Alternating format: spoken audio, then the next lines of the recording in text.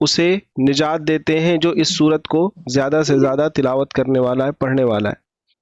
اور اسی طرح سے سفارش کرنے والے بھی صورت ہے، سورہ ملک ہے، ابو ہریرہ رضی اللہ تعالیٰ عنہ سے روایت ہے جس میں اس طرف اشارہ ہے کہ جو اس کو پڑھتا ہے تو قیامت کے روز اللہ کے بارگاہ میں یہاں سفارش کرے گی، یہاں تک کہ اس کو جہنم سے نکال کر کے جنت میں داخل کرا دے گی۔ اور وہ صورت کون سی ہے؟ سورہ ملک ہے، بہت اہم صورت ہے یہ صورت۔ اور جو پہلی آیت ہم لوگوں نے پڑھی اس میں اللہ تبارک و تعالی نے ارشاد فرمایا، بسم اللہ الرحمن الرحیم، تبارک الذی بیدہ الملک وہو علی کل شیء قدیر۔ اس آیت میں اللہ تبارک و تعالی نے اپنا تعارف پیش کیا ہے۔ کیا تعارف پیش کیا ہے اللہ تبارک و تعالی نے؟ کہ پاک و اپنی پاکی کے تعلق سے فرمایا، اور پھر اس کے ساتھ اپنے برکت کے تعلق سے فرمایا کہ اللہ تبارک و تعالی بلند اور بالا تر ہے، جس کے ہاتھ میں کیا ہے؟ بادشاہیت ہے، اور وہ ہر ایک چیز پر قادر ہے۔ تو اللہ تبارک و تعالیٰ کی بادشاہیت، اس کی قدرت اور اس کی بلندی، ان تین چیزوں کا اللہ تبارک و تعالیٰ نے اس آیت میں ذکر فرمایا۔ اور یہ بھی بتایا گیا کہ بیدہ الملک، ید کا مطلب اللہ کا ہاتھ، اس سے یہ نہ سمجھا جائے کہ اللہ ہم لوگوں کی طرح سے ہے، بلکہ یہ حروف مشبہات میں سے، متشابہات میں سے ہے۔ متشابہات یعنی یہ کہ اس کا ظاہری معنی اگرچہ ہم کو جو سمجھ میں آ رہا ہے وہ نہیں ہے، بلکہ اس کی تشریح، اس کی توضیح کچھ اور ہے۔ تو اللہ جل جلالہ کے لیے جب بھی قرآن کریم میں یا جہاں پر بھی اللہ کا ہاتھ آتا ہے تو اس سے مراد اللہ کی قدرت ہے۔ یہ نعوذ باللہ یہ نہ سوچا جائے کہ اللہ کا جسم ہماری طرح ہے، اس کا ایک ہاتھ بھی ہوگا، اور اس کو اپنے ذہن میں ہم سوچنے لگے تو اس کے ذریعے سے شیطان ہمیں گمراہ کر سکتا ہے۔ اللہ کس حال میں ہے، کیسا ہے، اللہ بہتر جانتا ہے، ہمیں صرف اس کے اوپر ایمان لانا اور یقین لانے کے تعلق سے کہا گیا ہے۔ لہذا اللہ پہ ہمارا پورا ایمان ہے کہ یہ پوری کائنات اللہ کی بنائی ہوئی ہے۔ نبی صلی اللہ علیہ وسلم نے اللہ جل جلالہ کا جو تعارف کیا، خود قرآن کریم میں اللہ نے جو اپنا تعارف پیش کیا ہے، ان ساری چیزوں پر ہمارا پورا عقیدہ ہے، پورا یقین ہے۔ اس میں ہمیں زیادہ دماغ نہیں لگانا چاہیے کہ اللہ کا ہاتھ ہوگا تو کیسا ہوگا، اللہ کو کس نے پیدا کیا، وغیرہ وغیرہ، کیونکہ ہماری عقل جو ہے وہ ہر ایک چیز کو ظاہری دنیا پر قیاس کرتی۔ ہم اپنے آپ کو دیکھتے ہیں کہ ہمارا ایک جسم ہے تو ہم سوچیں گے اللہ کا بھی جسم ہوگا، ہم پیدا ہوئے تو سوچیں گے اللہ بھی پیدا ہوگا، حالانکہ اللہ تبارک و تعالی اس دنیا، کیا مطلب جو ہے، اللہ تو اس پوری چیز کو پیدا کرنے والا ہے، اور اللہ کی بادشاہیت اس دنیا میں بھی ہے، اس دنیا کے باہر بھی ہے۔ ظاہر سی بات ہے اللہ تبارک و تعالیٰ کو ہم اس اپنے دماغ پر اور اپنے اوپر فٹ نہیں کر سکتے۔ اللہ تبارک و تعالیٰ کی ذات بہت بلند، بہت بالا تر ہے، اور وہ ہر ایک چیز سے پاک اور بے عیب ہے۔ آیت میں اللہ کی 4 صفات کا ذکر ہے۔ نمبر 1 اس کا موجود ہونا، انتہائی درجے کی صفات اور کمال اور بالا تر ہونا، آسمان اور زمین پر اس کی حکومت ہونا، اور اس کا قادر ہونا۔ یہ آیت میں ہم لوگوں نے پڑھا تھا۔ پھر اللہ تبارک و تعالیٰ نے دوسری آیت میں کیا فرمایا تھا؟ موت اور حیات کے تعلق سے اللہ نے فرمایا تھا کہ موت اور حیات کیا ہے؟ خلق الموت والحیات، یہاں پہ موت اور حیات کے لیے اللہ نے خلق یعنی پیدا کیا، اللہ نے موت اور حیات کو۔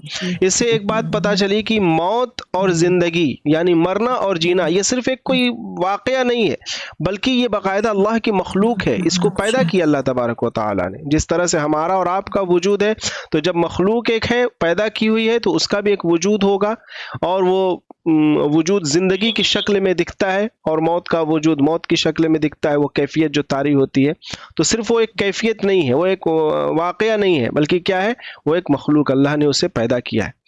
اور موت اور حیات کی حقیقت کیا ہے؟ تو موت اور حیات کی حقیقت کیا ہے؟ لنبلوکم ایکم احسن عملا، تمام عمر، تمام احوال کیا ہے انسان کے؟ موت اور حیات کے درمیان ہی ہوتے ہیں۔ تو موت اللہ نے زندگی دی، پھر وہاں سے اللہ نے یہاں تک سفر کرایا، تو اس سفر کے درمیان جتنی مدت ہماری گزری، جو ہم سانسیں لیے، جو زندگی گزارے، جو ہمارا دل دھڑکا، جو ہم نے دنیا میں معاملات کیے، ان ساری چیزوں کا اللہ کے یہاں ہمیں جواب دہ ہونا ہے۔ خیر کیا، اللہ کی طرف سے نعمت ہے، اگر اللہ کی نافرمانی کی، اللہ کے حکم کو توڑا، تو اللہ کے یہاں ہم سب کو جواب دینا ہے۔ اور موت اور تخلیق کے ساتھ تعلق کس طرح ہے؟ تو موت، یہی وہی بات جو میں نے ابھی بات بتائی کہ یہ صرف محض ایک نام نہیں ہے کہ ایک چیز ہے ہو گئی منقطع، بلکہ یہ ایک مخلوق بھی ہے۔ اور موت اصل میں ایک جگہ سے ختم کر کے دوسری جگہ پہنچانے کا نام ہے، انتقال ہو جاتا ہے۔ یعنی انسان دنیا میں ہے، اب اس دنیا سے اللہ نے اسے موت کے ذریعے دوسری دنیا میں منتقل کر دیا. اب وہ دنیا کون سی ہے؟ تو یہ دنیا ایک کھیتی کی مثال ہے. کھیتی یہاں پر ہم کر دیا. اب وہ دنیا کون سی ہے؟ وہ دنیا گلے والی دنیا ہے. وہاں پہ ہمیں ملے گا جو کچھ ہم نے اس دنیا میں کیا ہوگا، جو کچھ پھل ہم نے بویا ہوگا، آخرت میں اللہ کے یہاں ہمیں ان سب کا جواب دینا ہوگا، اور ہمارے کیے ہوئے کے مطابق اللہ تبارک و تعالی آخرت میں فیصلہ فرمائیں گے. ہاں، اللہ کا اگر اللہ کی رحمت غالب ہے، اللہ تعالیٰ چاہے تو معاف بھی فرما سکتے ہیں ایمان والوں کو. اور اسی طرح سے موت کے مختلف اقسام بھی ہم لوگوں نے پڑھے تھے. موت کو مقدم کرنے کا ذکر بھی پڑھا گیا تھا کہ سب سے پہلے موت کو اللہ نے الذی خلق الموت، موت کو اللہ نے پیدا کیا. اس سے مراد کیا ہے کہ انسان پہلے کیا تھا؟ یہ سب چیزیں بند تھیں، یہ سب چیزیں کچھ نہیں تھی، صرف اور صرف اللہ تھا. اللہ نے کیا کیا؟ ساری چیزوں کو پیدا کر دیا. ہر ایک چیز پیدا ہو گئی، ایک دھماکہ ہوا، پوری چیز اللہ تبارک و تعالیٰ نے اس کے ذریعے سے وجود ملا دیا. اور اس سے پہلے سب چیز کیا تھی؟ اس سے پہلے سب چیز بند تھی، ختم تھی، وجود نہیں تھا. تو اللہ نے کیا کیا؟ عدم سے وجود میں ہر ایک چیز کو لا دیا. تو اس لیے پہلے سب چیز کیا تھی؟ موت تھی. اور موت کو مقدم کرنے کا وجہ ایک مفسرین نے یہ بھی بیان کی ہے کہ انسان کو چونکہ مرنا ہے، اور مرنے کے بعد ہی اس کی اصل زندگی شروع ہوتی ہے، لہذا اس کو ہمیشہ اپنی موت کو یاد رکھنا چاہیے.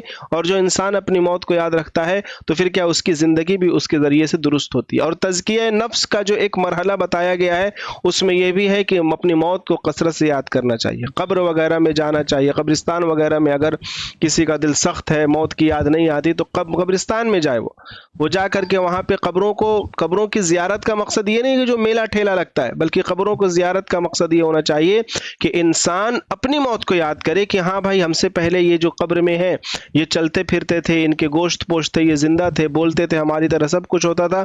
آج یہ منو مٹی کے نیچے جب دبے ہوئے ہیں، اور اللہ کی بارگاہ میں کس حال میں اللہ بہتر جانتا ہے. اور وہاں کے ہونے والے جو واقعات ہیں وہ اصلیت یاد آتی ہے انسان کو جب قبرستان کو دیکھتا ہے. لہذا کہ ہمیں قبرستان میں جانا چاہیے. تو زیارت کا مقصد کیا ہو؟ اپنی موت کو یاد کر کے اپنی زندگی کو بہتر بنانے کا مقصد یہ ہونا چاہیے.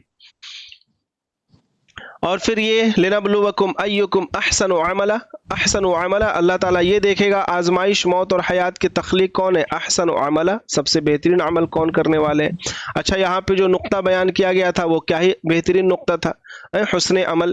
یہاں پہ یہ فرمایا گیا کہ مطلب کس کا عمل زیادہ ہوگا یہ نہیں دیکھے گا اللہ تعالیٰ کہ ایک انسان ہے پوری زندگی سجدے میں رہا، یہ نہیں دیکھے گا، بلکہ دیکھے گا کہ آپ نے سجدہ کیا تو نیت کیا تھی، آپ نے صدقہ کیا تو نیت کیا تھی، آپ نے نیک عمل کیا تو اس نیک عمل کے پیچھے آپ کا جذبہ کیا تھا. اگر وہ جذبہ اور وہ نیت ایسی ہے جس کی ضرورت ہے، جس کے تعلق سے امید کی جاتی ہے، تو پھر کیا ہے؟ وہ آپ کو آخرت میں اللہ کے ہاں اجر دلوائے گی. اور اگر آپ کی نیت ایسی ہے جس میں فتور ہے، جس میں کھوٹ ہے، جس میں دکھاوا ہے، جس میں ریا ہے، جس میں خرابی ہے، تو پھر کیا ہے؟ آپ کا عمل کتنا بھی بڑا ہو جائے اللہ کے یہاں وہ بالکل بے حیثیت ہوگا، کیونکہ اللہ تبارک و تعالیٰ کا آپ کو کیا دیکھتا؟ آپ کا دل دیکھے گا.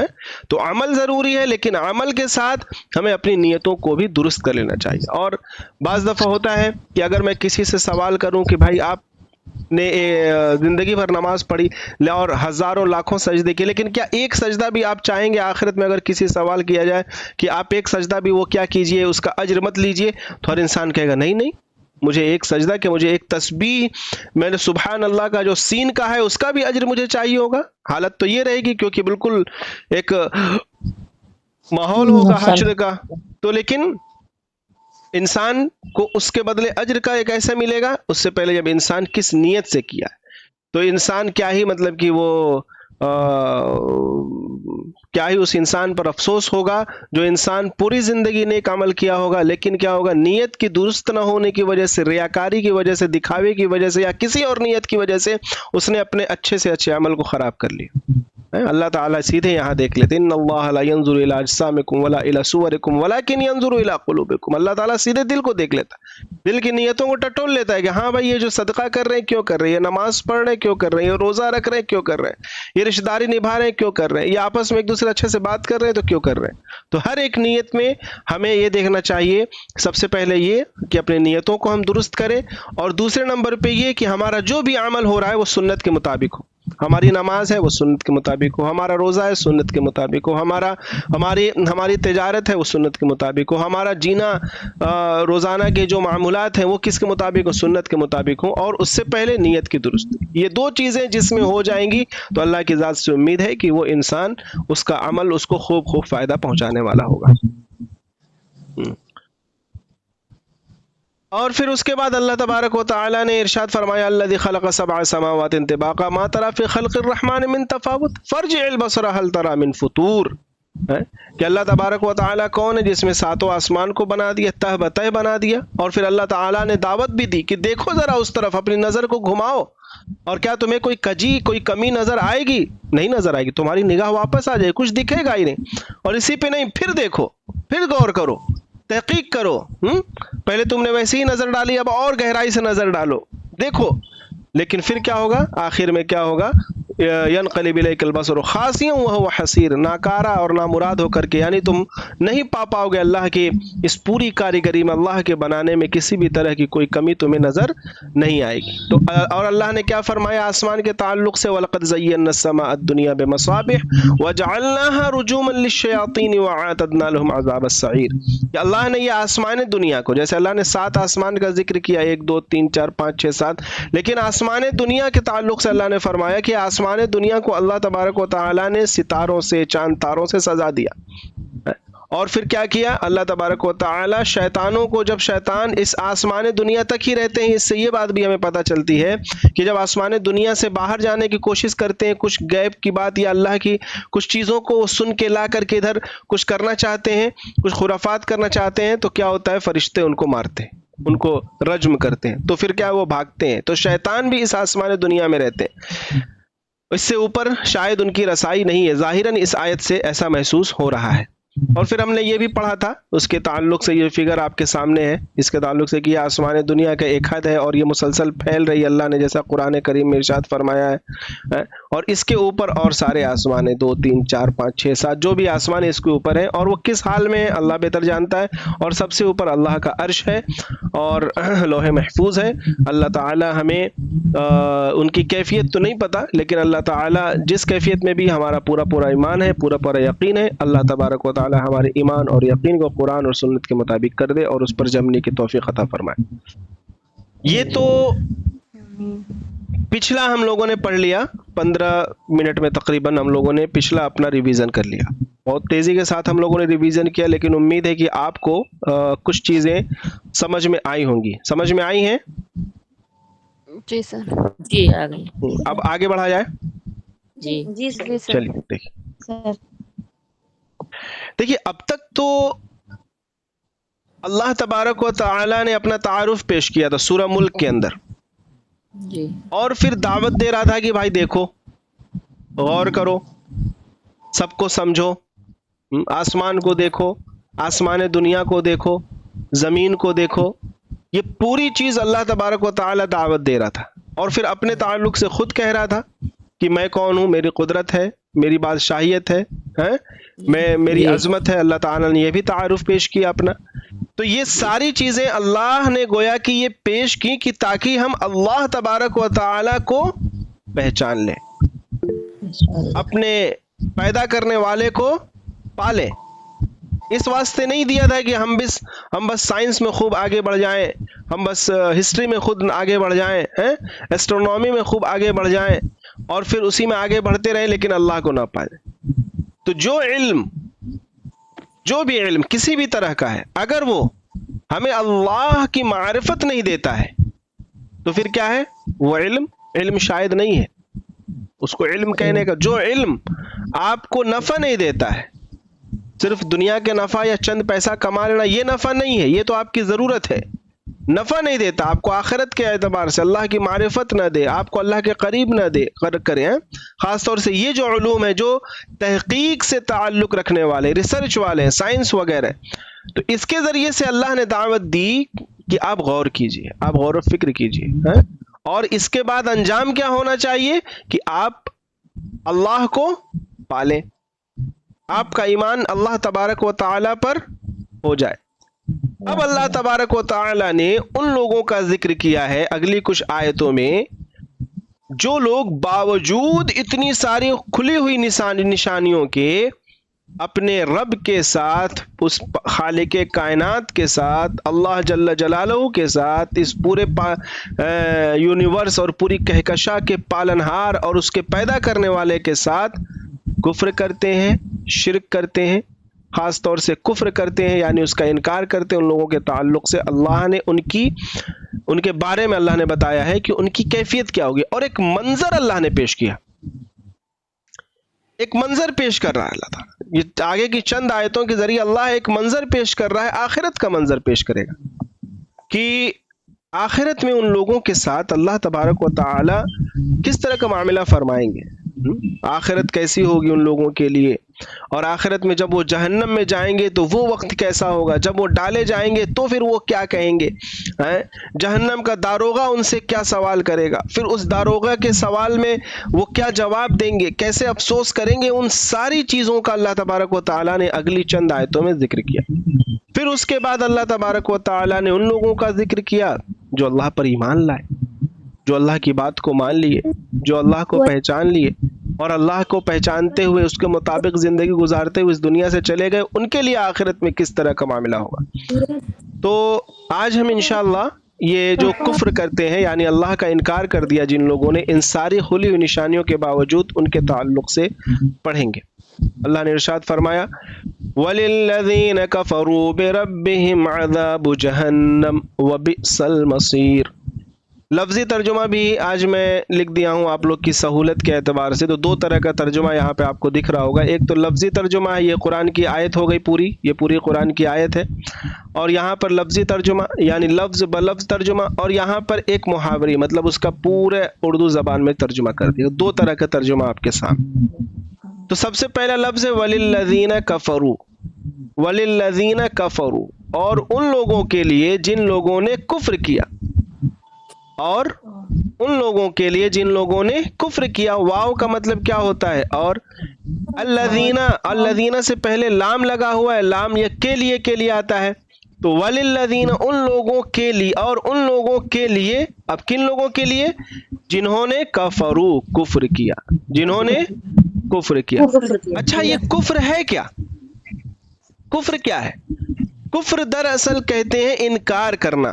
کفر کسے کہتے ہیں؟ انکار کرنا، یعنی کہ آپ اللہ تبارک اپنے پالنہار کی بات نہیں مان رہے ہیں یہ، اور اللہ تبارک و تعالیٰ کو دیکھنے کے باوجود، جاننے کے باوجود اس پر ایمان نہیں لا رہے ہیں، اس کا انکار کر رہے ہیں، تو آپ اللہ کے ساتھ کیا کر رہے ہیں؟ کفر کر رہے ہیں۔ اور اگر دوسرے معنی میں دیکھا جائے تو ایک مومن بھی کفر کرتا ہے، ایک مومن بھی کفر کرتا ہے، اور لیکن ایک مومن کس کے ساتھ کفر کرتا ہے؟ وہ شیطان کے ساتھ کرتا ہے، وہ شیطان کے ساتھ کرتا ہے، وہ شیطان کا انکار کرتا ہے، اس کی سمجھائی ہوئی باتوں کا انکار کرتا ہے، اس کو مطلب اس کی بات کو نہیں مانتا ہے، تو کیا ہے؟ کفر کرتا ہے وہ۔ اسی طرح سے بت پرستی کا جو لوگ ان کا ایک مذہب ایک کو مان رہا ہے دوسرے کو نہیں مان رہا ہے، تو اس کا مطلب یہ کہ وہ اس کے نظر میں کفر یہ کر رہا ہے۔ اب یہ جو اس کو نہیں مان رہا ہے تو اس کی نظر میں کفر یہ کر رہا ہے۔ لیکن اوورآل دیکھا جائے تو عام طور سے جو قرآن کریم میں ارشاد آیا ہے وَلِلَّذِينَ كَفَرُوا، یا اس طرح کہ اِنَّ الَّذِينَ كَفَرُوا، تو اس سے مراد اللہ کا انکار کرنے والے لوگ ہیں۔ لیکن کفر کا لفظ قرآن کریم میں خود کسی نبی کے لیے بھی آیا ہے، متقیوں کے لیے بھی آیا، مطلب جو لوگ اچھے ہوتے ہیں، اللہ پر ایمان والے بندے ہوتے ہیں، ان لوگوں کے تعلق سے بھی کفر کا لفظ آیا ہے، لیکن وہ دوسرے کسی پس منظر میں، وہ تھوڑی سی میں نے آپ کے سامنے وضاحت کی۔ ان کا کفر بت پرستی والا کفر تھا کہ بت پرستی کو انہوں نے انکار کر دیا، شیطان کے راستے کو انہوں نے انکار کر دیا۔ تو وَلِلَّذِينَ كَفَرُوا، اور ان لوگوں کے لیے جن لوگوں نے کفر کیا۔ اب آگے فرما رہے ہیں بِرَبِّهِمْ، اپنے رب کے ساتھ، اپنے رب کے ساتھ، با مطلب کے ساتھ یا سے، اپنے رب، ہم اپنے رب سے، تو کیا ہے؟ وَلِلَّذِينَ كَفَرُوا بِرَبِّهِمْ، اور ان لوگوں کے لیے جن لوگوں نے کفر کیا اپنے رب کے ساتھ، کیا ہے؟ عذاب جہنم۔ کیا ہے؟ عذاب جہنم، جہنم کا عذاب ہے، جہنم کا عذاب ہے، اور یہ جہنم کا عذاب کیسا ہے؟ وَبِئْسَ الْمَصِيرُ، واو کا مطلب اور، बिसल मतलब बिसल मसीर, कितना बुरा ठिकाना है। बिसल मसीर का क्या हुआ? कितना बुरा ठिकाना या लौटने की जगह, वापस होने की जगह। चूंकि जन्नत से हम निकले थे, हम वापस मतलब दुनिया में हम आए, तो दुनिया में हम कैसे आए? दुनिया में हम कैसे आए? बंदर से तो आए नहीं। एक थ्योरी है एथिज्म की, मुल्हिदीन की, जो ये कहते हैं कि इंसान की जो नस्ल चली है वो नस्ल किससे चली है? बंदरों से चली। यानी कि वो कन्वर्ट होते गए, उसमें थोड़ी थोड़ी तब्दीली होती है, और इवोल्यूशन, हाँ इवोल्यूशन, कन्वर्ट नहीं, इवोल्यूशन। तो इवोल्यूशनर थ्योरी मतलब कि जो उसमें जो है तब्दीली होती गई, और फिर क्या हुआ? वो बंदर क्या हुआ? धीरे धीरे उठना शुरू हुआ, फिर उठते उठते सीधा हो गया, फिर सीधे होते होते उसके बाल जो बदन के थे वो गायब हो गए, फिर थोड़ा सोचना शुरू कर दिया, फिर वो पेड़ से उतर के ज़मीन पे ज़्यादा आ गया, फिर उसको अपने सतर वगैरह ढकने की ज़रूरत हुई, फिर उसने आग की खोज की, फिर इस तरह करते करते आगे हुआ। तो हमारे जो पिछले क्या है? बंदर है। कौन कहता है? मुल्हिदीन कहते हैं, साइंस कहती है, जो अल्लाह का इनकार करते हैं वो कहते हैं। लेकिन हम क्या हैं? हम बंदर से नहीं आए, हम लोग बंदा, बल्कि हमारा कुरान क्या कहता है? हमें नबी सल्लल्लाहु अलैहि वसल्लम ने क्या बताया? हमें बताया कि नहीं आप जन्नत से आए। कहाँ से आए हैं? जन्नत से आए। हजरत आदम अलैहिस्सलाम को अल्लाह तबारक व तआला ने पैदा फरमाया, और फिर पैदा फरमाने के बाद बनाया उनको, उनका पुतला बनाया, रूह फूकी, फिर जन्नत में भेजा, फिर उनसे हव्वा अलैहिस्सलाम उनकी पसली से पैदा हुई, फिर पूरा एक वो जो वाक़या है, फिर वहाँ से शैतान ने जब उन्हें बहका दिया और उनके सजान दुनिया में भेज दिया गया। तो दुनिया में आने के बाद उन्होंने रब्बना ज़लमना अनफुसना व इल्लम तग़फिर लना व तरहमना लनकूनन्ना मिनल खासिरीन ये दुआ की अल्लाह से। फिर उसके बाद एक पूरा वाक़या हुआ। तो हम कहाँ से वापस आए हैं? जन्नत। तो वो भी तो वापस कहाँ जाना चाहिए? आखिरत में जन्नत में जाना चाहिए, लौटना है। मतलब ये कि हम दुनिया में कहीं से आए हैं और वापस हमें वहीं पे जाना है ना? हाँ। लेकिन जो लोग जन्नत में ना जा पाए और वो कहाँ चले गए? जहन्नम में चले गए। कहाँ चले गए? अपने अमाल की वजह से जहन्नम में चले गए। तो कहा गया वबिसल मसीर, क्या ही बुरी है ये लौटने की जगह, क्या ही बुरी है ये लौटने की जगह, या क्या ही बुरा ठिकाना है। समझ में बात आई? अब ये तर्जुमा देखिए। और जो लोग मुनकिर हुए अपने रब से, उनके वास्ते है अजाब दोज़ख का, और बुरी जगह है जा पहुंचे, और बुरी जगह जा पहुंचे। वो बिसल मसीर, और बुरी जगह जा पहुंचे। यानी कि जिन लोगों ने कुफ्र किया और अल्लाह का इनकार किया, उनके लिए जहन्नम का अजाब है, और ये बहुत बहुत बुरी जगह है, बहुत हौलनाक जगह। इस आयत में अल्लाह ने जो बात कही है और जो इस आयत में तरतीब है, जो ज़मीरें हैं, थोड़ा सा मैं उस तरफ इशारा करना चाहता हूँ। देखिए, वलिल्लज़ीन कफ़रू बिरब्बिहिम, क्या लिखा है यहाँ पे? कफ़रू बिरब्बिहिम, यहाँ पे हिम है। क्या है? हिम है। बिरब्बिहिम, किसके रब के साथ उन लोगों ने कुफ्र किया? अपने रब के साथ, अपने ही रब के साथ, है ना? वलिल्लज़ीना, अपने ही रब के साथ उन लोगों ने क्या किया? कुफ्र किया। यहाँ से ये जाएगा, ये लोग अपने ही रब के साथ कुफ्र किया। इससे क्या बात पता चली?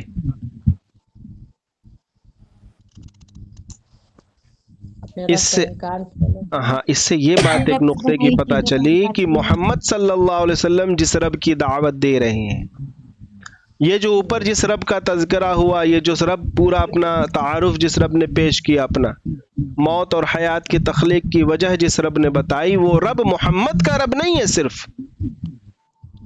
सल्लल्लाहु अलैहि वसल्लम, या इसी तरह से किसी एक खास मजहब का, किसी खास मुल्क का, किसी खास तबके का, कौम का ये रब या जमाने का रब नहीं है, बल्कि ये किसका रब है? ये सबका रब है।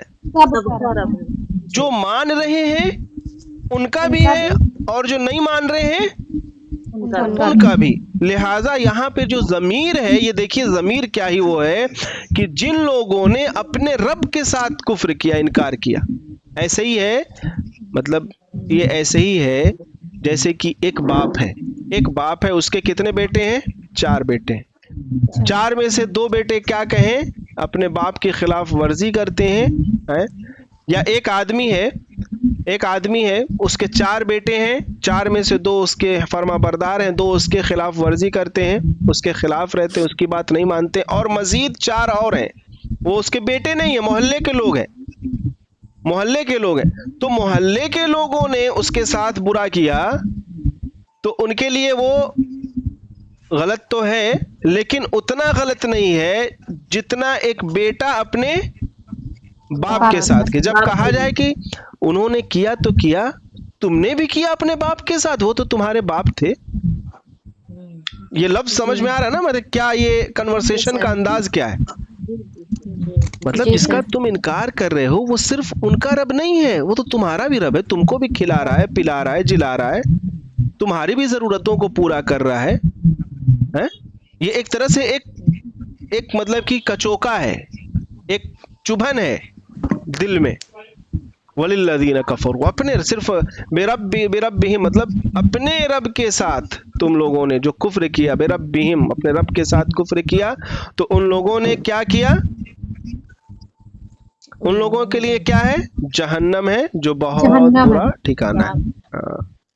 اب دیکھیے وہ منظر دیکھیے کیسے اللہ تبارک و تعالی منظر کشی کر رہا ہے. اب تو ایک بات ہو گئی نا کہ تمہارے ساتھ جو معاملہ ہو رہا ہے یہ کیوں ہو رہا ہے؟ یہ اس واسطے نہیں ہو رہا کہ محمد کا رب، ارے بھائی محمد کا رب تو الگ نہیں ہے، نعوذ باللہ.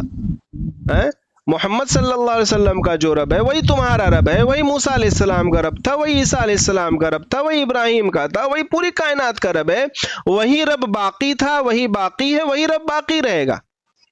جس کا تم انکار کر رہے ہو وہ کسی اور کا تم نہیں انکار کرو، خود اپنے رب کا تم انکار کر رہے ہو. لہٰذا اب کیا ہے تمہارے لیے؟ جہنم کی آگ ہے، بہت برا ٹھکانہ. وہاں پہ کیا معاملہ ہوگا؟ اب دیکھیے، اذا القوا فیہا سمعوا لہا شہیقا وہی تفور. اس کو میں نے لفظی ترجمہ کر دیا آپ لوگ کی سہولت کے لیے. اذا القوا جب ڈالا جائے گا، جب وہ ڈالے جائیں گے، ہے نا؟ اذا القوا جب وہ ڈالے جائیں گے. کون ڈالے جائیں گے؟ جہنمی ڈالے، اللہ کا انکار کرنے والے، اپنے رب کا انکار کرنے والے ڈالے جائیں گے. کس میں؟ فیہا، اس میں، یعنی جہنم میں ڈالے جائیں گے. تو وہ جب جہنم میں ڈالے جائیں گے تو کیسا وقت ہوگا؟ اذا القوا فیہا یعنی جب ان کو جہنم میں ڈالا جائے گا. یعنی ایک ہوتا ہے نا کہ مطلب جو ہے القو، یہ لفظ ڈالنا کیا ہوتا ہے؟ مطلب کسی چیز کو آپ اس طرح سے اٹھائیے، ہے نا، اور یہاں مان لیں ایک بہت بڑا گڈھا ہے اور اس طرح سے کسی چیز کو اٹھایا گیا اور کیا کیا گیا؟ یہاں پہ ڈال دیا گیا. یہاں پہ کیا کر دیا گیا؟ اس میں اٹھا کر کے مطلب ان کو بولا نہیں جائے گا آپ تشریف لے جائیے جہنم میں. جہنم میں تشریف نہیں، یہاں جو لفظ دکھ رہا ہے اس سے ڈالنا لفظ، مطلب ان کو اٹھا کر کے اس میں ڈال دیا جائے گا، ہے نا؟ جب ان کو ڈالا جائے گا تو کیا سنیں گے اس میں؟ شہیقہ کا مطلب کیا ہوتا ہے؟ چلانا، چگھاڑنا. وہ دہاڑ مارے گی، وہ جہنم کیا کرے گی؟ دہاڑ مارے گی ایک دم. مطلب ایسی آگ ہوگی کہ اس آگ کے اندر سے آواز آئے گی. اور کیا ہوگا؟ وہی تفور، اور وہ جہنم کا جب ان کو اس میں ڈالا جائے گا، نیچے پوری ایک جہنم کی وادی ہے اور وہ جہنم کی وادی گویا کہ دہاڑ مار رہی ہے. اور کیا ہو رہا ہے؟ وہی تفور، اور وہ کیا ہو رہا ہے؟ ایسا لگ رہا ہے کہ اچھل رہی ہے، وہ لپٹیں نکل کے آ رہی ہیں جیسے چاہ رہی ہیں کہ اس جہنمی کو پکڑ کر کے دبوچ کے اپنے اندر سمو لے. اس طرح سے اللہ نے یہ پوری منظر کشی کی ہے. اس کو سمجھیے، اپنے دماغ میں امیجنیشن کیجیے. اذا القوا فیہا ترجمہ کیا ہے؟ جب اس میں ڈالے جائیں گے.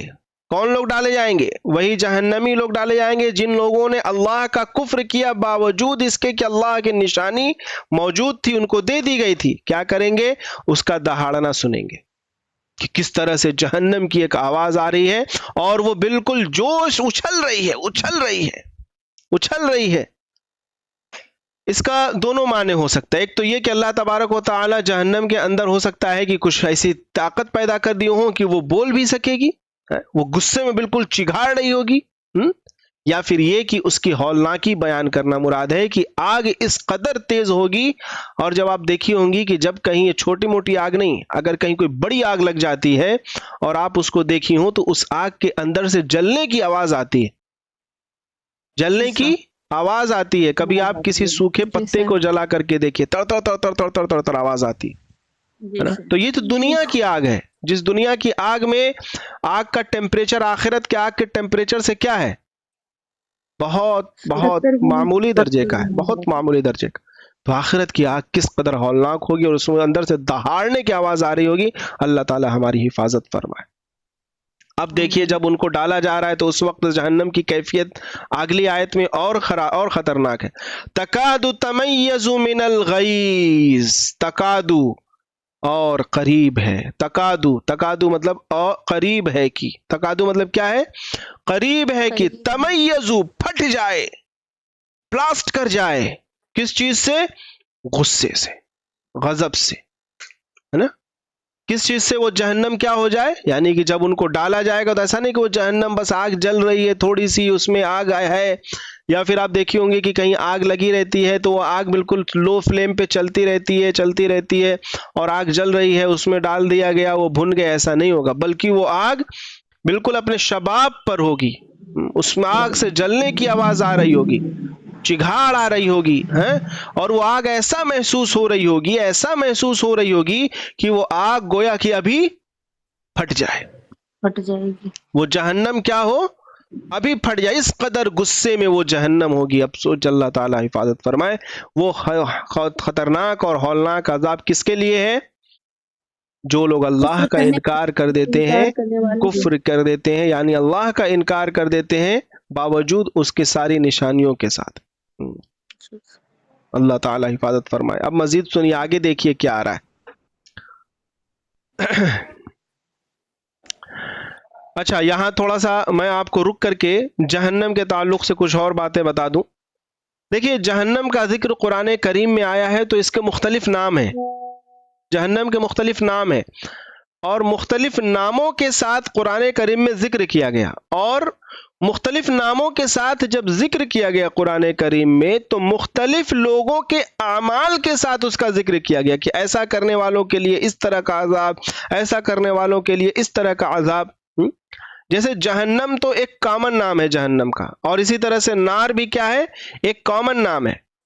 اسی طرح سے اس کا ایک نام ہے جہیم. کیا نام ہے؟ جہیم. سورہ نازعات میں اللہ تعالیٰ نے فرمایا فَأَمَّا مَن طَغَى وَآثَرَ الْحَيَاةَ الدُّنْيَا فَإِنَّ الْجَحِيمَ هِيَ الْمَأْوَى، کہ جن لوگوں نے سرکشی کی. کیا کی؟ سرکشی مطلب یہ کہ زیادتی کی، بات نہیں مانے، بات ان کو پتہ چل گئی لیکن وہ نہیں مانے، جاننے کے باوجود نہیں مانے.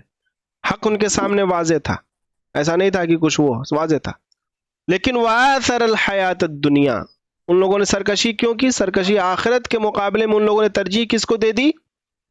دنیا کی زندگی کو ان لوگوں نے ترجیح دے دی. تو ان لوگوں کے لیے کیا ہے؟ فَإِنَّ الْجَحِيمَ هِيَ الْمَأْوَى، جہیم کا مطلب ہوتا ہے بھڑکتی ہوئی آگ.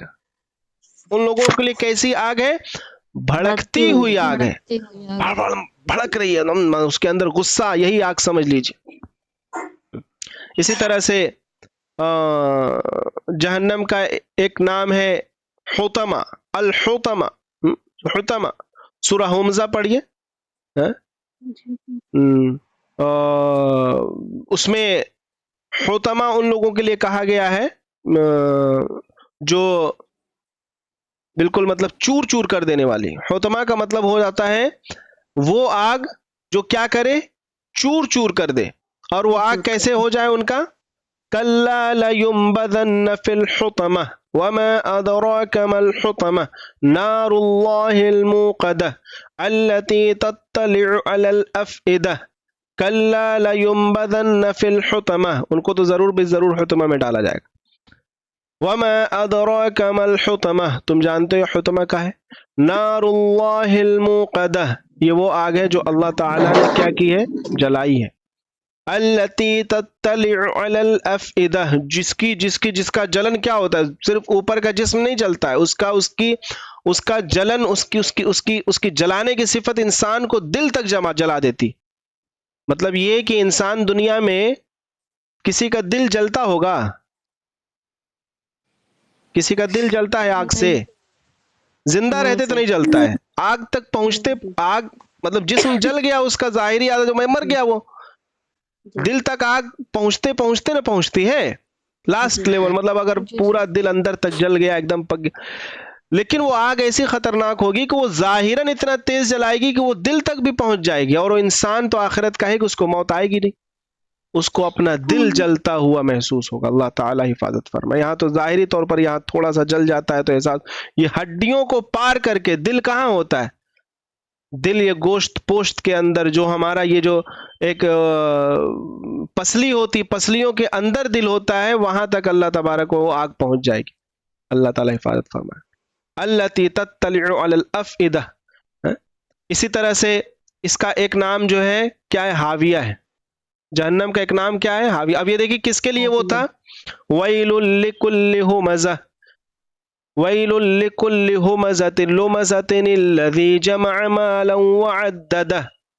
جو سمجھتے تھے کہ یہ دنیا کی زندگی ہمیشہ کے لیے ہے، اپنے مال کو خوب گن گن کر رکھتے تھے، صدقہ وغیرہ نہیں کرتے تھے، یہ سمجھتے تھے کہ وہ اپنے مال سے بچ جائیں گے، جیسے دنیا میں سوچتے ہیں کہ اپنے مال سے ہم ہر چیز خرید لیں گے، ایسا آخرت میں سمجھ رہے ہم جہنم کی آگ کو بھی خرید لیں گے، جنت کو بھی خرید لیں گے. تو ان لوگوں کے لیے کیا ہے وہ آیت جو ابھی ہم لوگوں نے پڑھی، چور چور کر دینے والی آگ ہوگی ان کے لیے. اس کے آگے تیسرا نام کیا ہے؟ حاویہ. سورہ قاریہ پڑھیے کوئی، سورہ قاریہ کیا ہے؟ القارعۃ ما القارعۃ وما ادراک ما القارعۃ یوم یکون الناس کالفراش المبثوث وتکون الجبال کالعہن المنفوش فأما من ثقلت موازینہ فہو فی عیشۃ راضیہ. مطلب کہ جن کا آخرت میں ایک منظر کشی کی گئی، پھر بتایا گیا کہ جن کا اعمال نامہ ان کے داہنے ہاتھ میں دے دیا گیا تو کیا ہے؟ فی عیشۃ راضیہ، خوش خرم ہے. اور جن کا اعمال نامہ بائیں ہاتھ میں دے دیا گیا، فَأَمَّا مَنْ ثَقُلَتْ مَوَازِينُهُ فَهُوَ فِي عِيشَةٍ فَأَمَّا مَنْ خَفَّتْ مَوَازِينُهُ فَأُمُّهُ هَاوِيَةٌ. اور جس کا پلڑا کیا ہو گیا؟ ہلکا ہو گیا آخرت میں، فَأُمُّهُ هَاوِيَةٌ، تو اس کا ٹھکانہ کیا ہے؟ حاویہ. حاویہ کسے کہتے ہیں؟ گرم آگ. جہنم نہیں، اس کو سنیے نا، کیسا گہری کھائی، آگ کی گہری کھائی میں وہ لوگ ڈال دیے جائیں گے. یعنی کہ جہنم کا ایک آگ تو وہ ہے جو آگ کے ذریعے سے انسان کو کیا کرے گا. اس میں آگے جو میں نے آپ کو سورہ حمزہ پڑھی اس میں ہے آگے کہ ان کو لمبے لمبے آگ کے ستونوں میں ان کو قید کر دیا جائے گا. جیسے یہ کیا ہے؟ یہ میرے پن کا کور ہے. کیا ہے؟ میرے پن کا کور ہے. اب دیکھیے اس میں پن چلی گئی اس طرح، اب اس کے اندر یہ پن پیک ہو گئی نا، قید ہو گئی، تو ظاہراً ایسا محسوس ہو رہا ہے کہ ان لوگ کو لمبے لمبے آگ کے ستونوں میں، جو ستون کیسے ہوں گے؟ حطما، چور کر دینے والے ہوں گے. وہ ایسے دبائیں گے اندر، پورا انسان کیا ہو جائے گا؟ اس آگ سے چور ہو جائے گا، ایک دم ریزہ اس کے مطلب حالت ہڈی پسلی سب ایک ہو جائے گی اس آگ کے. پھر ٹھیک ہوگا، پھر چور ہوگا، پھر ٹھیک ہوگا، پھر چور ہوگا. اور وہ کون سا آگ رہے گا؟ آگ کا عذاب ہر جگہ کامن ہے، آگ کا عذاب ہر جگہ کامن. اب یہاں پہ کیا ہے؟ یہاں پہ گہری کھائی ہے، آگ کی ایک گہری کھائی اس میں ڈال دیا جائے گا. اللہ تعالیٰ وہ آگ کی گہری کھائی کیسی ہے؟ زبردست آگ کی گہری کھائی ہے. اس کے علاوہ کیا ہے؟ ایک جھلسا دینے والی آگ ہے سورہ مدثر میں، جس میں ہے کہ نار حامیہ.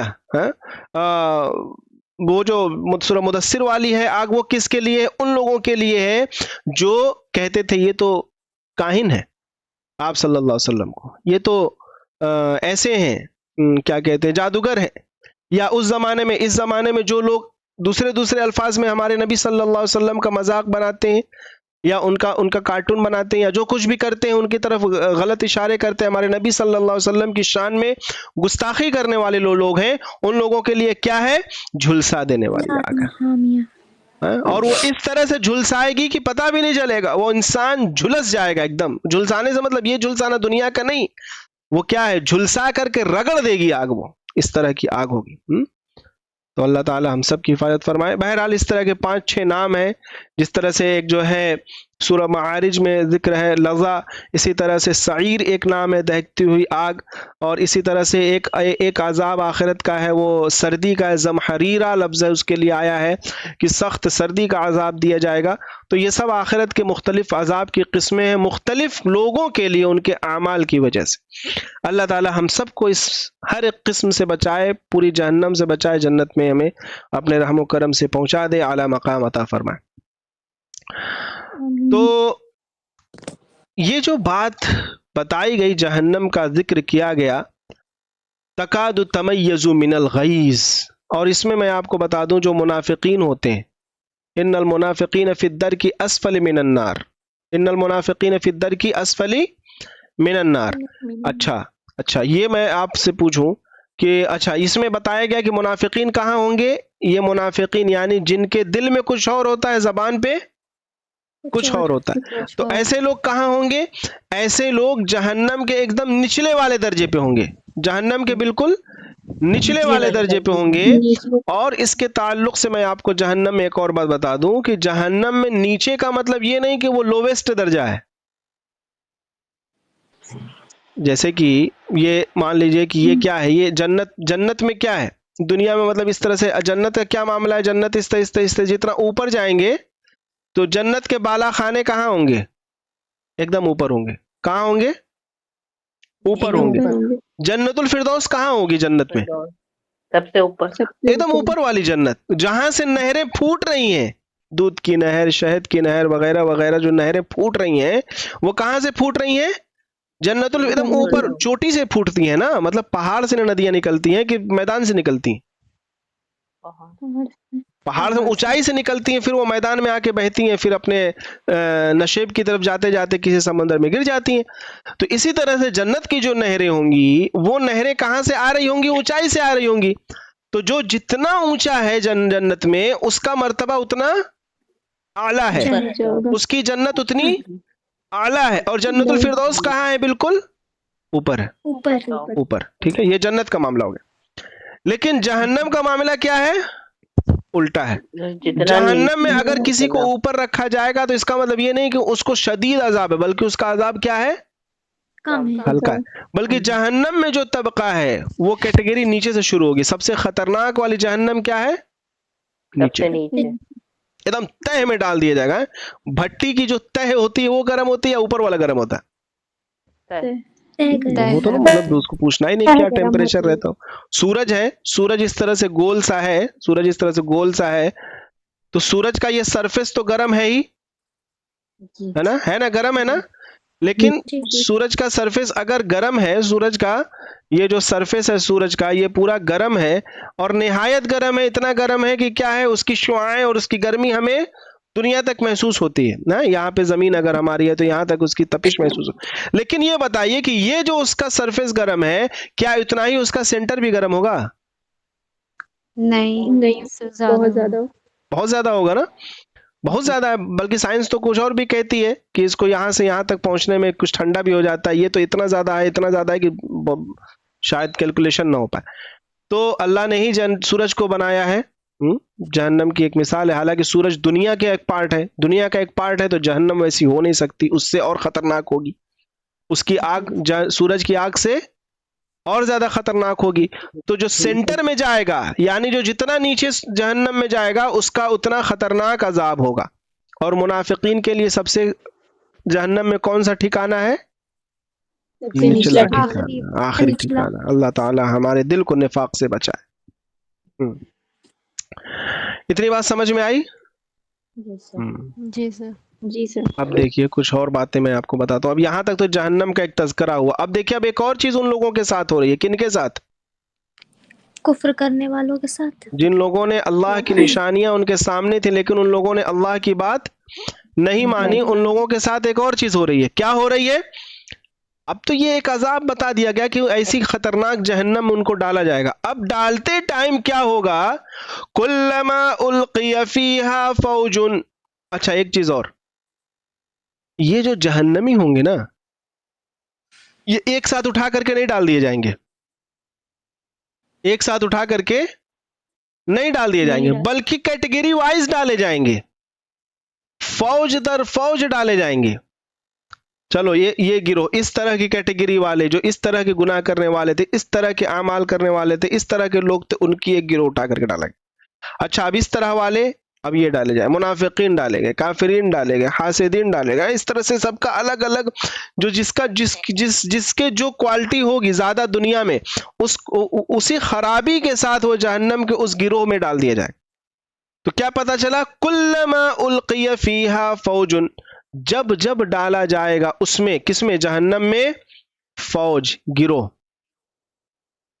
جب جہنم میں ایک گروہ ڈالا جائے گا، یعنی جو بھی لوگ ڈالے جائیں گے، سألہم خزنتها، سألہم ان سے سوال کرے گا. خزنہ مطلب کون؟ داروغہ. خزنتها داروغہ، خزنتها اس کا داروغہ، یعنی کس کا داروغہ؟ جہنم کا داروغہ. ان سے پوچھے گا، کیا پوچھے گا؟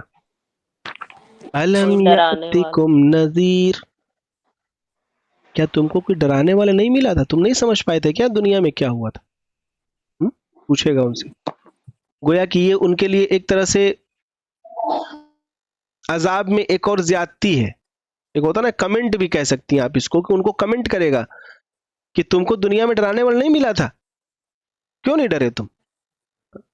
یہ جہنم کے داروغہ کا ایک کمنٹ ان کے لیے اور عذاب پوچھے گا.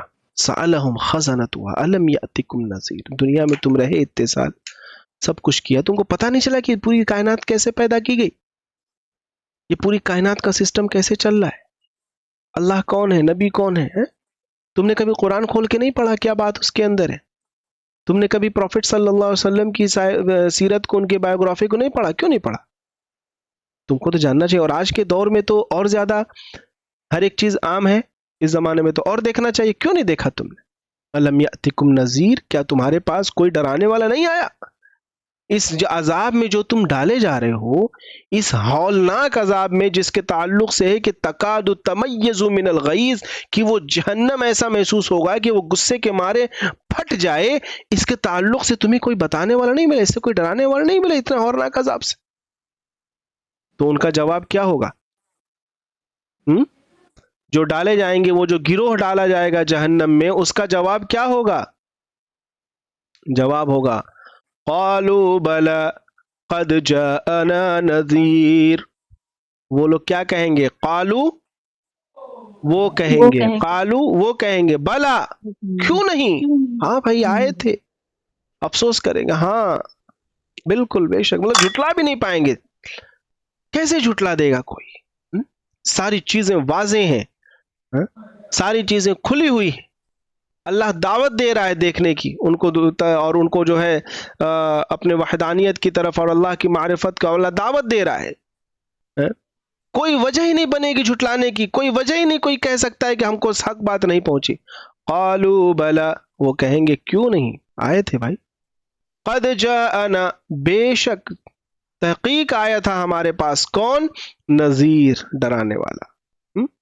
تحقیق ہمارے پاس کون آیا تھا؟ نذیر ڈرانے والا. لیکن ہم لوگوں نے کیا کیا؟ فکذبنا ہم نے اس کو جھٹلا دیا. وقلنا اور ہم لوگوں نے کہا ما نزل اللہ من شیء کہ اللہ تبارک و تعالی نے کوئی چیز نازل نہیں کی، کوئی چیز نازل نہیں کی. تو یہ اللہ کو پانا، اگر کسی کا دل صحیح ہے، اس کی عقل صحیح ہے، تو اللہ کو پانا، اللہ کو پہچاننا، یہ دنیا کا سب سے آسان اور عقل اور دل والوں کے لیے سب سے ہلکا کام ہے. اللہ کو پہچان، کیونکہ اس کو ہر جگہ اللہ کی معرفت دکھ رہی ہے. آپ پھول کو دیکھیے، آپ پھل کو دیکھیے، آپ کچھ کھا رہے ہیں اس سے پہلے دیکھیے، سیب کا ایک ٹکڑا آپ نے زبان سے دانت سے کاٹا، اس کو دیکھیے کہ سیب آپ تک پہنچا کیسے، غور و فکر کریے کیسے یہ سب چیزیں ہو رہی ہیں، یہ پورا نظام کیسے چل رہا ہے۔ ایک سائیکل تو بغیر چلائے چل نہیں سکتی، ایک سائیکل ہے اس کو کھڑی کر دیجئے یا سائیکل پہ آپ بیٹھ جائیے اور پیڈل نہ ماریے، کیا سائیکل بڑھ جائے گی؟ نہیں۔ یہ پورا نظام جو ایک سائیکل نہیں بلکہ اس کے اندر اللہ نے جانے کتنی نشانیاں اور عبرت رکھ دیا ہے، یہ کیسے خود بخود چل سکتی ہے؟ آدمی کو غور کرنا چاہیے، سیکھنا چاہیے، سمجھنا چاہیے۔ تو وہ کوئی ان کو بہانہ ہی نہیں ملے گا کہ وہ کہہ سکیں کہ نہیں ہم کو نہیں پتا چلا تھا، نہیں کہہ پائیں گے، خود ہی وہ کہیں گے قالوا بلا، ہاں بے شک ہمارے پاس ایک آیا تھا قد جاءنا، ڈرانے والا، ہم نے اس کو جھٹلا دیا، اس کی بات نہیں مانی۔ وَكَذَّبْنَا فَكَذَّبْنَا وَقُلْنَا مَا نَزَّلَ اللَّهُ مِن شَيْءٍ إِنْ أَنْتُمْ إِلَّا فِي ضَلَالٍ كَبِيرٍ۔ تو پھر کیا ہے؟ ان انتم فی ضلال کبیر، تب تو تم کھلی ہوئی گمراہی میں، بہکاوے میں ہو۔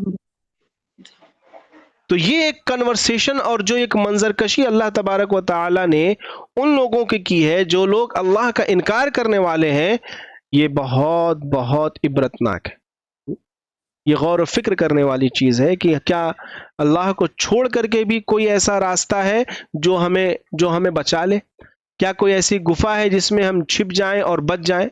کیا کوئی ایسی کوئی زرہ بنی ہے جو اللہ کی پکڑ اور اس کے عذاب سے ہمیں روک لے؟ یا کوئی ایسا دیوار ہے راستے میں، یا آنکھوں پہ کوئی پٹی بندھی ہوئی ہے جس سے ہم اللہ کو نہ پہچان پائیں؟ ایسا ہرگز نہیں، ہر ایک انسان پہچان رہا ہے۔ ہاں، پہچاننے کے باوجود انکار کر دینا، پہچاننے کے باوجود اس کی بات کو نہ ماننا، یہ سرکشی۔ اور جو اللہ کو پہچانتا ہے، اس کی بات، اس کے رسول کی بات اس تک پہنچتی ہے اور وہ اس کی بات نہیں مانتا ہے، تو پھر کیا ہوتا ہے؟ اس کے لیے آخرت کا عذاب ہے۔ سمجھ میں بات آئی اتنی؟ جی جی سر۔ قالوا لو كنا نسمع او نعقل، اب وہ خود کہیں گے، کون لوگ؟ داروغہ نے جن سے سوال کیا، وہ جو جہنم میں ڈالے جا رہے ہیں، انکار کرنے والے، ہاں انکار کرنے والے، کیا کہیں گے؟ کاش ہم سن لیے ہوتے، کاش کی ہم سن لیے ہوتے، او نعقل، یا سمجھ لیے ہوتے، اپنے عقل کا استعمال کر لیے ہوتے، تو ما کننا، ہم نہیں ہوتے، فی اصحاب السعیر، جہنم کا ایک نام دیکھیے سعیر، یہاں پہ بھی ہے اصحاب السعیر، تو ہم دوزخیوں میں سے نہیں ہوتے۔ دیکھیے ہدایت کی کتنے سورس یہاں پتا چلے، ہدایت کے کتنے سورس پتا چلے؟ 2 سورس پتا چلے۔ ایک نسمع، یعنی یا تو آپ کے اندر وہ عقل نہیں ہے، وہ سمجھ نہیں ہے، تو پھر کیا ہے؟ آپ تک بات پہنچی ہے، آپ اس کو مان لیجئے، اس بات کو مان لیجئے، اس کو سمجھ لیجئے، مطلب اس کو اپنا لیجئے، اس کو تھام لیجئے۔ یا پھر اگر آپ کے پاس وہ عقل ہے، وہ سمجھ ہے، تو اپنے عقل کا استعمال کیجیے، اپنے عقل سے حق کو تلاشنے کی کوشش کیجیے، حق آپ کو مل جائے گا۔ لیکن جب کوئی نہ تو اس تک پیغام پہنچا وہ مانتا ہے، اور نہ وہ اس کو سمجھنے کی، عقل سے سمجھنے کی کوشش کرتا ہے کہ یہ پیغام آیا جو میرے پاس آیا ہے وہ حق ہے یا ناحق ہے، اور یوں ہی اس کا انکار کر دیتا ہے، تو جو دونوں لوگ، ان لوگوں نے جو 2 بات کہی کہ نہ تو ہم نے سنا، ہم تک بات پہنچی ہم نے سنا بھی نہیں، او نہ عقلو، اور نہ ہم نے غور کیا، جو بات ہم تک پہنچے میں غور بھی نہیں کیے۔ اگر ہم سن لیتے اور غور کر لیتے یا غور کر لیتے تو کیا ہوتا؟ ہم جہنمیوں میں سے نہیں ہوتے، ہے نا؟ ما کننا فی اصحاب السعیر فاعترفوا بذنبہم، تو وہ لوگ کیا کریں گے؟ اپنے گناہ کا اقرار بھی کر لیں گے۔ فسحقا لاصحاب السعیر، اور اصحاب السعیر سے کیا ہے؟ دفع ہو جاؤ، لعنت ہے، دوری ہے نا، ہٹ جائیے یہاں سے، دور ہو جائیے دوزخ والے۔ تو آخرت میں جو چیزیں پیش آنے والی ہیں اس کے تعلق سے ہمیشہ فکر مند رہنا چاہیے، اور ظاہر سی بات ہے کوئی کتنا بھی وہ کر لے، اللہ کو جھٹلا نہیں سکتا، اس کے نبی صلی اللہ علیہ وسلم نے جو پیغام لائے اس پیغام کی تردید نہیں کر سکتا. کتنے بھی آپ عقل والے ہیں، کتنے بھی سمجھدار ہیں، آپ اس کی تردید نہیں کر سکتے. آپ کو حق ماننا پڑے گا. ہاں اگر کوئی زبردستی نہ مانے، کہے کہ نہیں ہم نہیں مانیں گے، ہم یہی والی بات مانیں گے، تو ٹھیک ہے، آپ نہ مانیے، آپ کی مرضی. دنیا میں کسی کے لا اکراہ فی الدین، دین میں کسی پہ زبردستی نہیں. آخرت میں آپ اس کو پالیں گے. آخرت میں جب آپ جائیں گے تو آپ کا کنورسیشن ایسے ہی ہوگا، اللہ سے بات چیت، دروغے سے ایسی بات چیت ہوگی. آپ کہیں گے کہ ہاں بھائی آیا تھا ہمارے پاس، ہم کو سمجھایا بھی گیا تھا، ڈرانے والا آیا بھی تھا، لیکن ہم سنے ہی نہیں، ہم سمجھے ہی نہیں اس کو. اگر ہم سن لیتے، سمجھ لیتے تو ہم آج اس میں نہ ڈالے جاتے. تو اللہ تعالی ہم سب کو عمل کی توفیق عطا فرمائے، ہماری دنیا بھی خوب اچھی بنائے، آخرت بھی خوب اچھی بنائے، اور اپنے اس مقدس کلام کو یوں ہی سیکھتے سکھاتے ہوئے اپنے پاس بلا لے. وآخر الدعوانا الحمد للہ رب العالمین.